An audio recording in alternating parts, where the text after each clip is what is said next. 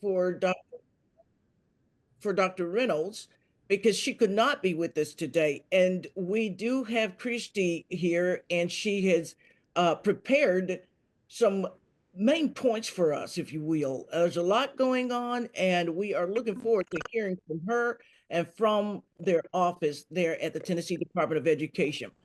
Dr. Brown, are you with us? Are you there today? Don't see your screen yet. She's right. She just came in. I saw her. Oh, she did? Okay. Christy? I'm here. Can you hear me? Yes. I can. Can you all And hear Rhonda, me? if you can spot me, we can hear you. Can you hear me, Christy? Yes. This is Sharon. Rhonda, if we can spotlight Christy, that will be great. There she is. Christy, thank you so much for joining us today. We know you're taking some time out of your busy schedule, but we certainly appreciate you and look forward to the nuggets you are about to present to us. Okay. Well, thank you. And I'm excited to be here with you all today. It's an honor to join you all for the 2025 TACTE conference. And on behalf of Commissioner Reynolds, I want to recognize the critical role that educator prep programs have in ensuring that each of our students in all classrooms across Tennessee have a qualified, competent, and enthusiastic teacher, preparing them with not only skills and knowledge, but with the care and encouragement that they need for success in post-secondary coursework in their careers and in any of the great military branches in the United States. The Commissioner and I appreciate the collaboration between the department and TACTE and all of our higher education institutions that will continue to contribute to the positive gains that our students are making in reading and math and other academic endeavors. In my role as the Chief Academic Officer, I've been here about a year and a half in this role. I work to implement the vision of Commissioner Reynolds and also the laws and rules and policies set forth by the General Assembly and the State Board of Education through leadership and oversight of six key divisions here at the department. So in my role, I oversee academic and instructional strategy, special education and student supports, early childhood education, core district supports, the division of post-secondary career and military success, and the division that you all are probably most familiar with, the division of human capital and educator prep, which includes licensure. And I've held many roles in education throughout my career and have worked with a few of you that I saw listed on today's conference agenda in my former roles. And all of my previous experiences and lessons learned have prepared me for each of the next steps over the last 20 years or so. I served as a third grade teacher in a large urban area, a high school Spanish teacher, as well as a school administrator, and most recently, before this role, as a superintendent in a small rural school district in Jackson County in Middle Tennessee. I've also worked in adjunct roles for Tennessee Tech University and Nashville State Community College. I think that's renamed to something else there in Cookeville now, but nonetheless.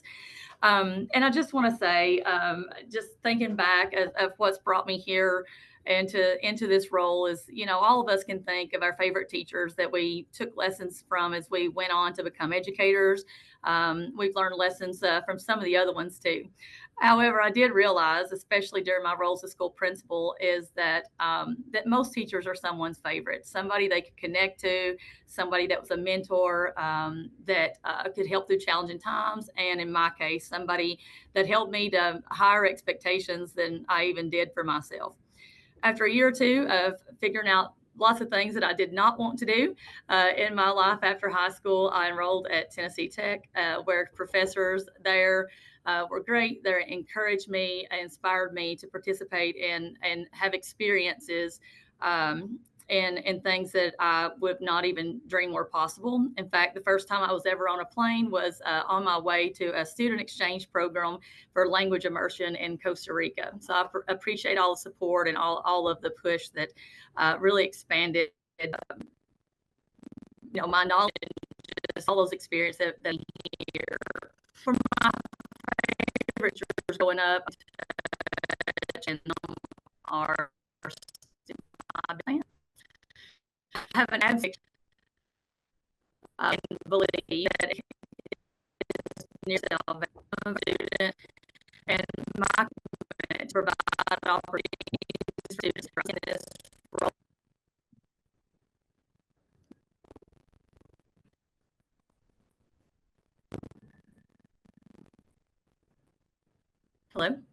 Yes. Are you hearing us, Christy? I mean, of course, you're not hearing us. Yes, We're I not. can now. I'll pick it back up. Thank you all.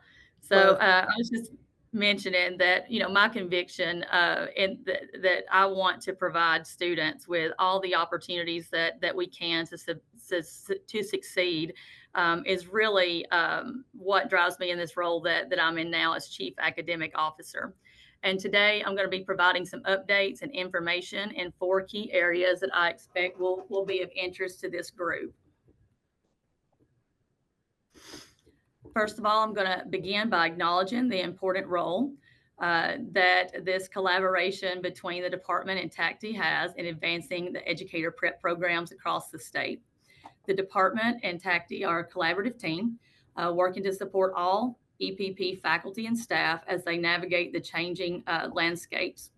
Our Senior Director of Education Preparation, Dr. Jennifer Nelson, is led by Assistant Commissioner of Human Capital, Brooke Amos, and Dr. Nelson serves on the TACTE Executive Board, which has been instrumental in the collaboration between the department and TACTE. We offer sessions at each of the TACTE conferences and have representatives from the department at job-alike sessions to gain insights about EPP needs. And going forward, I envision us to continue in our collaboration to develop stronger systems to ensure educators are entering classrooms ready to teach on day one. For example, we're collaborating with EPPs and school districts and schools across the state by providing opportunities for professional development, professional learning, including EPP networking, to share best practices in literacy, also in standards aligned instruction, high quality instruction materials, and acceleration for all students, which all happen to fall under the Office of Academics. Next, TACTE can contribute to supporting the department regarding upcoming proposals related to the educator prep in several ways. As you all know, our work at the department is grounded in state board rule and policy. And first, I'd encourage you to attend or review state board meetings and workshops. Next, subscribe to department newsletters and to stay informed of any developments in educator preparation and licensure.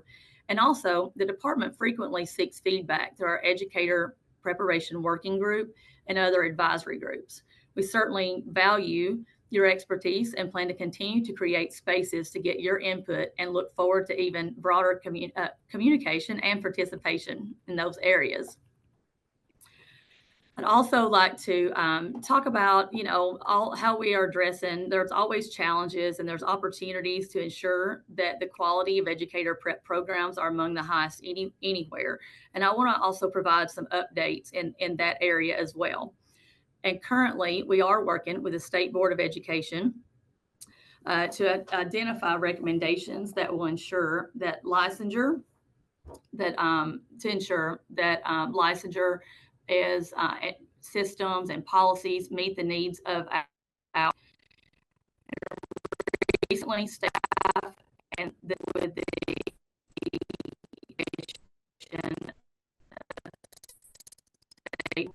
as to identify the system.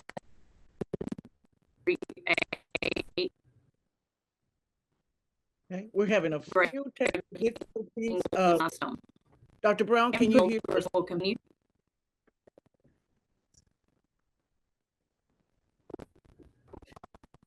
Can you hear me okay? Testing. I think you're frozen. Christy, if you can hear me. Okay. You're coming back now. Okay. I'm sorry if that is cutting out. I don't know. I'm connected here. Like I can hear you very well now. I apologize. Okay. Very good. Okay. So I'm not sure where I got, but I will come back to that third point that that I wanted to address as an area of interest for this group. As speaking, I'll kind of back up there and restate that for everybody. But I was addressing the challenges and opportunities to ensure that the quality of educator prep is among the highest anywhere. And I wanted to give some updates in this area. So I'll kind of back up and restate some of those talking points that I prepared here.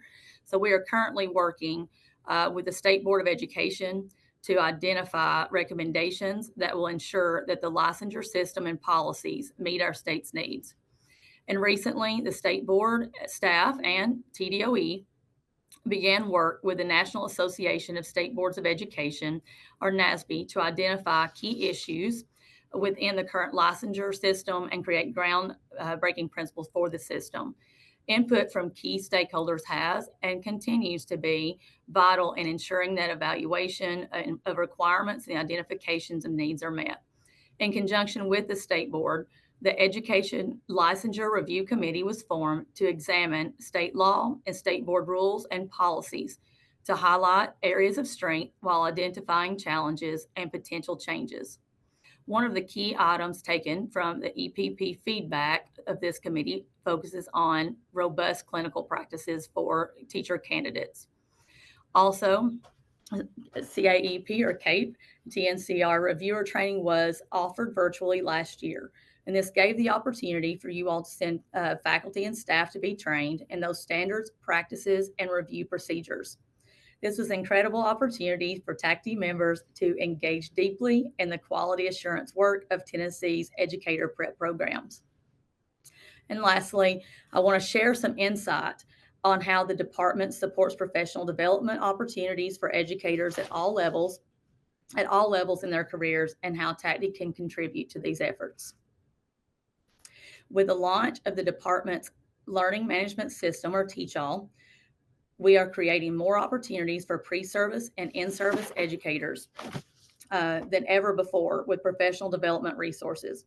We recently released the Tennessee Middle Grades Math training that were our modules that are available to be taken basically at the learner's own pace, and they're available to EPP faculty, pre-service, in-service teachers, can all get on the TEACH-ALL platform and complete that training as these new math standards are being implemented. We've also launched the Team Best Practices Video Library, which contains a valuable collection of videos covering a wide range of subjects and grade levels. And these videos feature our very own Tennessee Teachers of the Year and unpack each of the team indicators. These videos include a presenter guide and can be used as an individual professional development, professional learning communities, or in large group settings for training. As EPPs provide instruction, aligning to the needs of districts and schools, we will continue to produce valuable resources, including access to unit preparation documents, lesson prep documents, model district examples, instructional practice guides, and student work analysis protocols.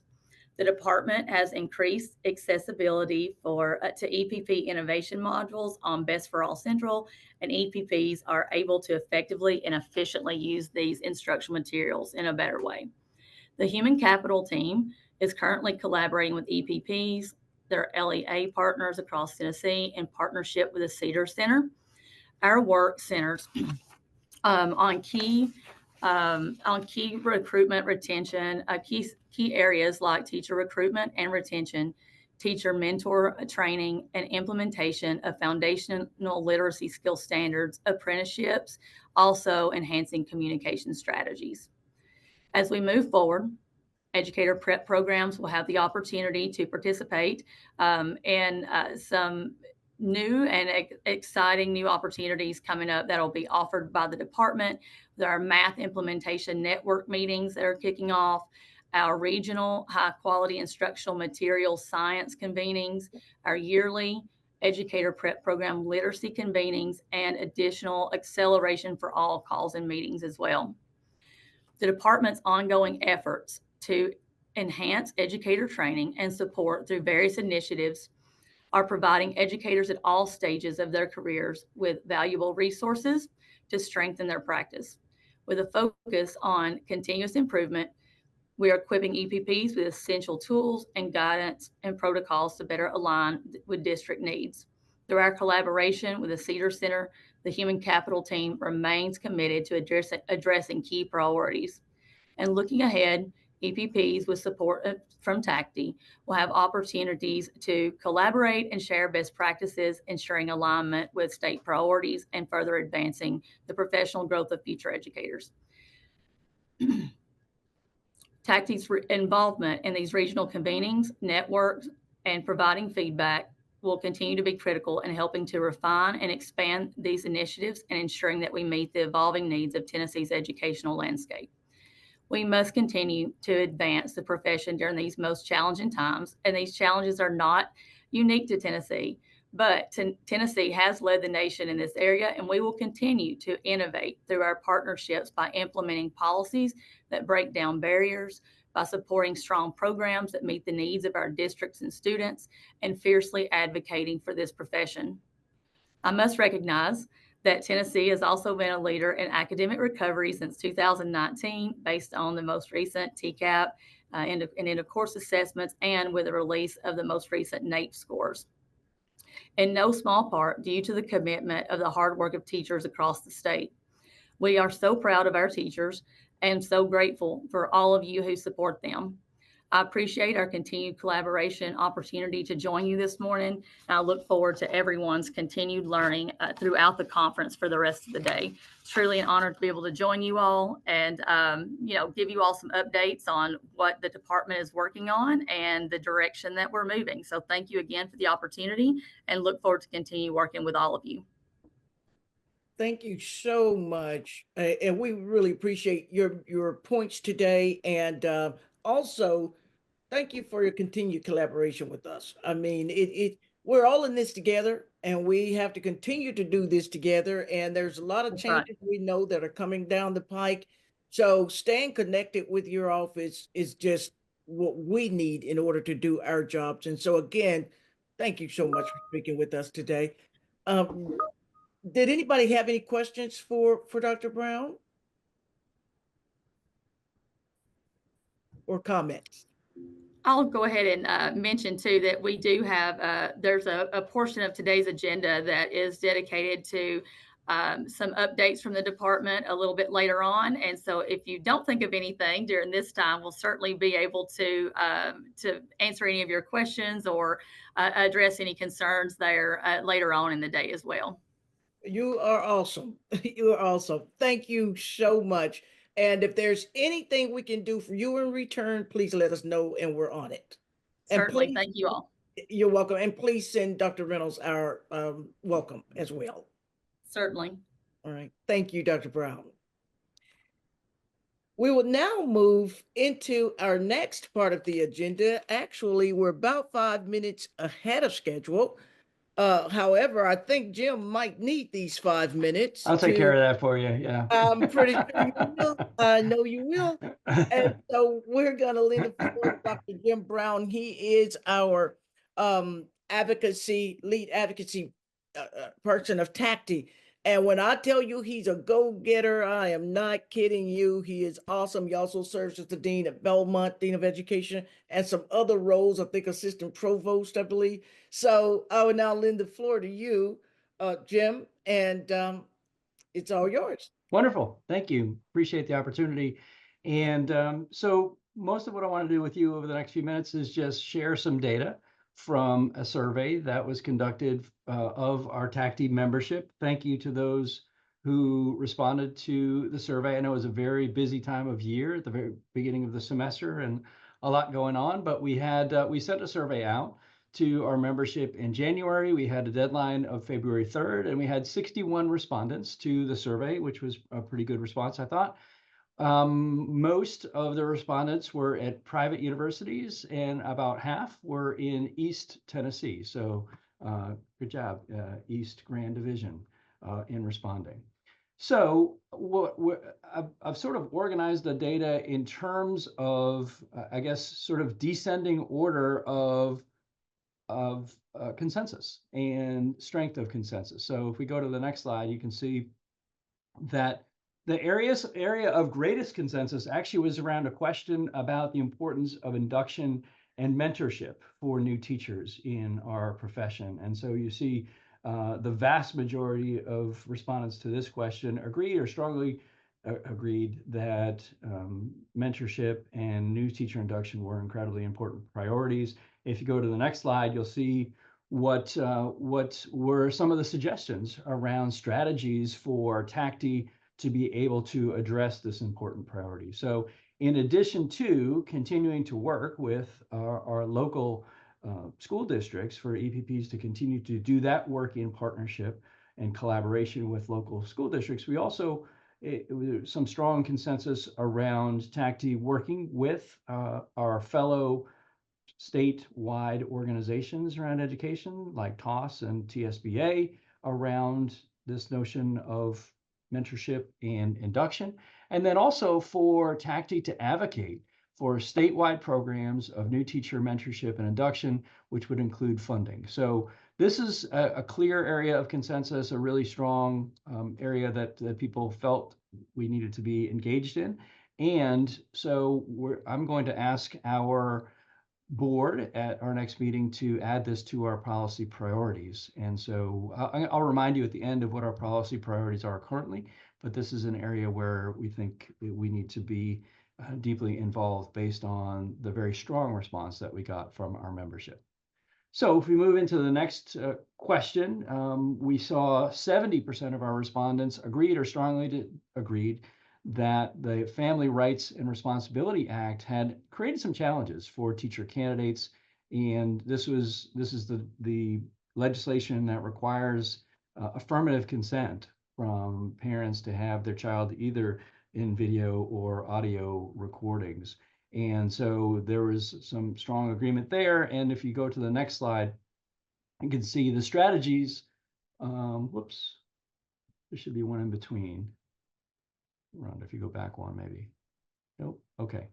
Well, there is, I will tell you that there is a question that was about what should TACTE's approach to the Parental Rights and Responsibilities Act be? Maybe, am I able to share my screen? Would that be okay?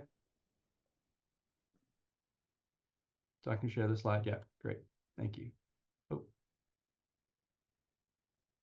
I think someone needs to make me a co-host or something.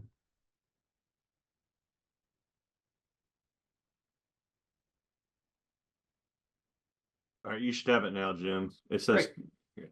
Awesome. Thank you. So here is the slide in question. Can you all see that? Yes. Okay, great. All right, so the question is, what should our response be to the Parental Rights and Responsibilities Act and some of the challenges that have been presented, probably inadvertently, to teacher candidates around this legislation? And far and away, the strategy that was requested and suggested is to advocate for a specific exemption for educator preparation. Now, I know that there is some conversation going on around that particular strategy. I know that there is some dialogue that is happening with the legislature, and that there hopefully could even be some action around that in the coming session. But that will continue to be an area of interest and advocacy for TACTE going forward. The next area of some consensus was that 2/3 of respondents noted that there were some concerns about what the conceptualization might be of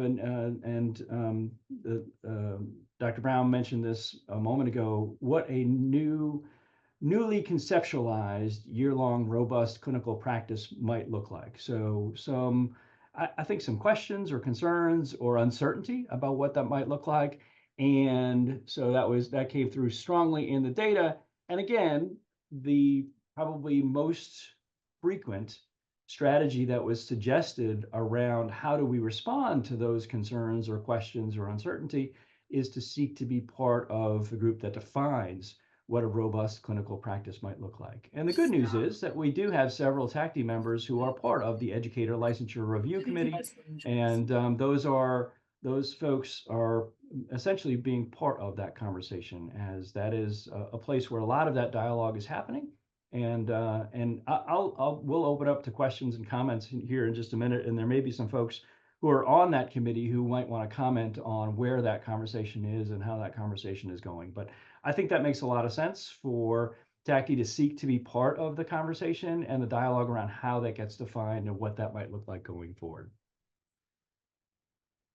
Okay, vouchers. We asked a question about vouchers and should there be should TACTE have a position on vouchers?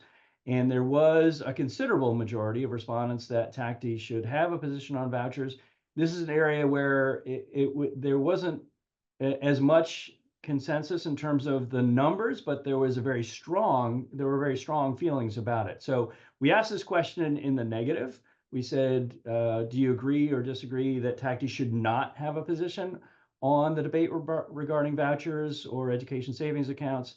And a plurality of folks, the median, strongly disagreed with that statement. So meaning that a number of people really felt strongly that we should have a position on vouchers. And the most frequent response in terms of what that position should be would be for TACTE to advocate for repeal of the current law at the time.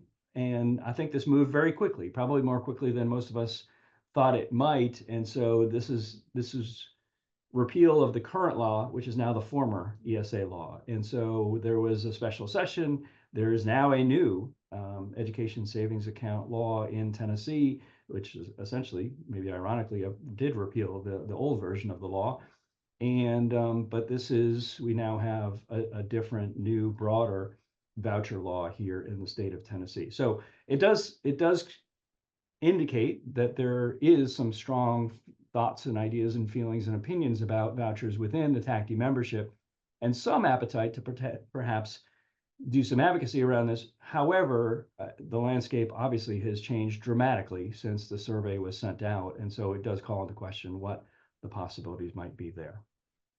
And then just a couple of more data points. So this is some areas where we asked about giving more flexibility around assessments for admission to EPPs and making math licensure content specific, like science. So having licensure not just in mathematics, but in algebra, geometry, calculus, etc. These are areas where our respondents really leaned toward the positive, leaned toward agreeing or strongly agreeing. But as you can see, it was not decisive. There were lots of neutrals. There were even some disagrees and strongly disagrees that fell within the data here. So these are areas of less consensus. And then finally, this is almost a normal curve, which is we asked the question, if Tennessee's assessment requirements for teacher licensure are too rigid, and the median answer was neutral, and there were lots of agrees and lots of disagrees on either side. So this is an area where there's very little consensus actually within our TACTE membership. We did ask if there were other areas where we wanted to see some advocacy within the state of Tennessee from the perspective of teacher preparation and teacher licensure. And so are there other areas where members wanted to see TACTE advocating? And so these are literally the responses that we got. There were only 5 or 6. One was doing some advocacy around ESL teachers. One was around advocating for increased mental health services for students and teachers, looking at paying for mentor teachers. So that was along with the question that we asked about new teacher induction and mentorship. There was some appetite for universal pre-K for all and advocating for that, perhaps creating a residency specific licensure pathway, and then also advocating for more support and investment around excellence in educational leadership. I think with the idea that great leaders will grow and support great teachers. So those were some of the areas that were, when we asked, do we want to advocate in any other areas? Those were the answers that were volunteered. And then finally, just to talk through some implications, and then we'll open up for questions and conversation. But implications of this dialogue and the data that we got back from the survey. I think first and foremost, we saw a clear consensus around the importance and the priority of new teacher induction and mentorship. And so we will seek to add that to our policy priorities as an organization. and continue to work. Certainly, EPPs will continue to work with local school districts on this issue. We'll seek to partner with other statewide organizations, but we want to make sure that we add this as a policy priority and continue to, and really strongly advocate for statewide solutions around new teacher induction and mentorship, and also advocate for resources and investment in that area. Secondly, I think it's appropriate for us, based on this feedback and data, to really have a push around the Family Rights and Responsibilities Act, and to exempt developmental and assessment related video for teacher candidates from the confines of that legislation. And that would be an appropriate and productive next step for TACTE. And then I think continue to be involved in the conversation around what a year-long robust clinical practice looks like. And hopefully our members will continue to be a part of that dialogue moving forward. I know several of you are part of that conversation, and hopefully are having, being engaged in that conversation and having some influence around that conversation. And then it does appear that there's some interest around TACTE advocating essentially against vouchers, but with the special session completed and with that issue finalized in terms of legislation that has been enacted, I'm not sure if that is an area for us to really engage in. It feels like that issue may be settled for the foreseeable future. And so, again, I'll leave that open for conversation and dialogue and response, but so from my perspective, that landscape has shifted dramatically in the last few weeks, and probably decisively. So I'm not sure we want to put that into advocacy efforts into that, since it seems like that is settled for the foreseeable future. So those are the implications that I take away from the survey and the data that comes from our membership. And then, just as a quick reminder, these are our current policy priorities.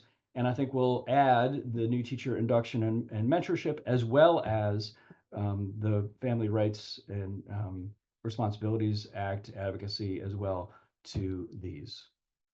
So I'll stop there, President Cypress, and we'll see what questions or concerns or comments folks might have.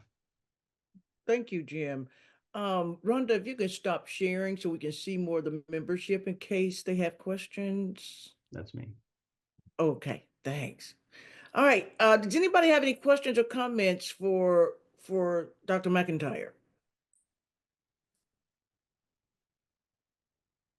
And I'd invite, in particular, Sharon, anyone who's on the Educator Licensure Review Committee, if you want to share thoughts or comments around the conversation that's been ongoing around robust year-long clinical practice, that may be helpful and productive as well. Thank you.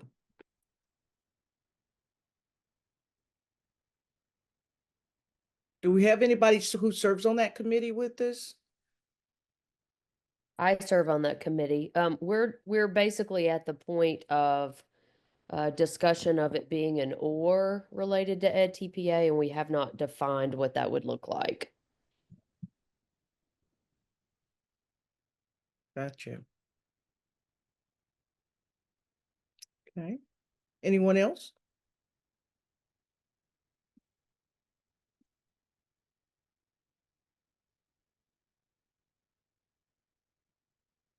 Sharon, I will say this issue of new teacher induction and mentorship is a really important priority, I think, for a number of other organizations that I'm aware of. And so I do think, while will it be an important priority for us as an organization, I think it's also a great opportunity for us to collaborate and partner with other statewide organizations and even national organizations who are very interested in making this really a next important policy priority for teacher preparation and licensure. So I'm excited about that. I love to see the extraordinary consensus about the importance and what an important priority this will be for TACTE. But I know it will also be an important priority for other organizations that we can find some opportunities to collaborate and partner with. Thank you, Jim. And I was also looking at the chat. Let's see. Trying to make sure I got everybody's questions.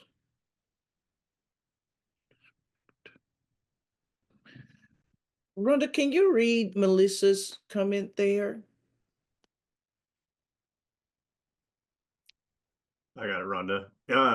Thanks, Chris. Michelle DeFord asked, just curious when we should expect an or to be defined in regards to EdTPA.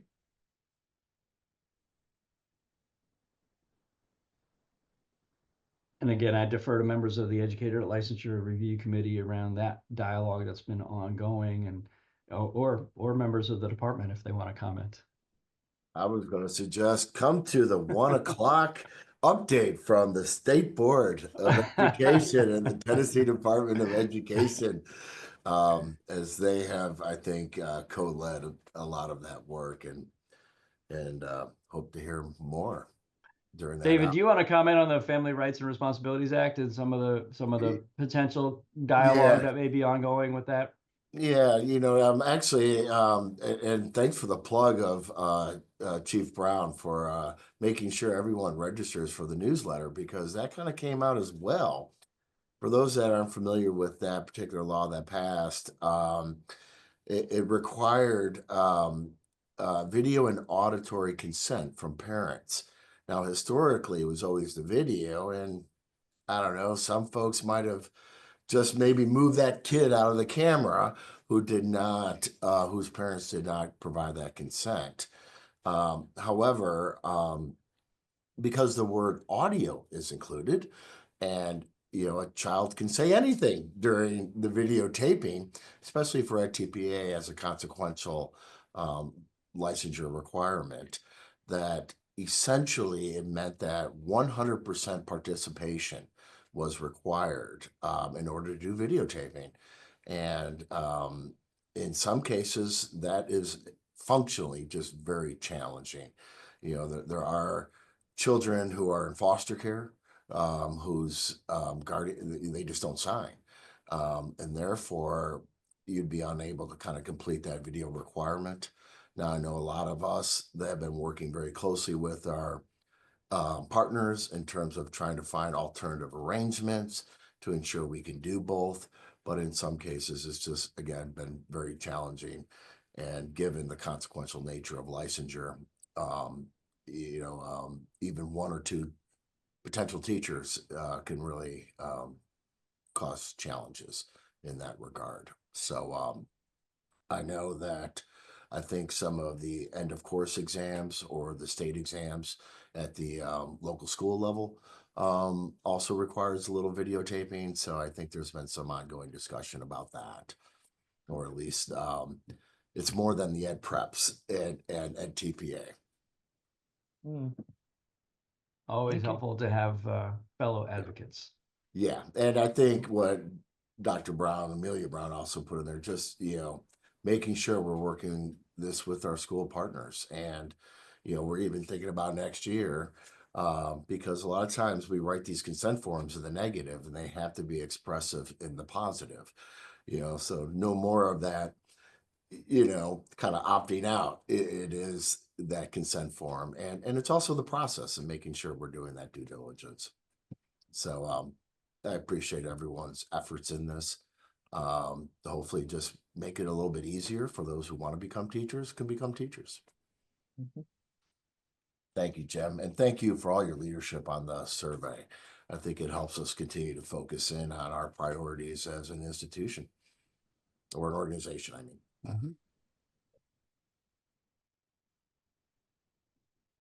All right. Thank you so much, Jim. I echo David. I mean, your work in this advocacy role has really helped us a lot. And I hope what you all see as a TACTE membership, you see that we are a membership in an organization that advocates for what you are going through out there. I mean, as I mentioned to Chief Dr. Brown, we're all in this together. And the more we know about what we're advocating for, the better off we will be and the more successful we will be at Educator Prep. So thanks to all of you, and a special thanks to you, Dr. Jim, for doing a fantastic job with all of the data. Well, thanks, Sharon. And just to say, part of our policy priorities are for EPPs to be engaged in policy discussions that impact teacher preparation and licensure. So it really, the advocacy effort is really about all of us having a voice and all of us coming together. And I think that means individual EPPs, that means individual faculty members and staff and others who are in this work, but it also means us collectively as an organization. And so I'm glad to be able to, have things like this survey, and thank you to everyone, Rhonda and Chris and others who were instrumental in making this happen, and to have the data so that we can really refine what our priorities are and then communicate and articulate those to key policymakers, which we'll continue to do. So thank you for the opportunity. Thank you, Jim. All right, and we will move to our next segment. You have a break until 10 o'clock, and then we will go into our breakout sessions for our regional divisions. Dr. Sandra Cooley-Nichols is out. She's sick today and cannot meet with West Tennessee, but Dr. Downey and I will be overseeing the West Tennessee meeting. And you'll see your leads there for Middle Tennessee, Dr. Megan Parker-Peters, East Tennessee, Dr. Miriam Stroder, and Community College, Stacy Bradshaw. So we will see you back at 10 o'clock. Thank you.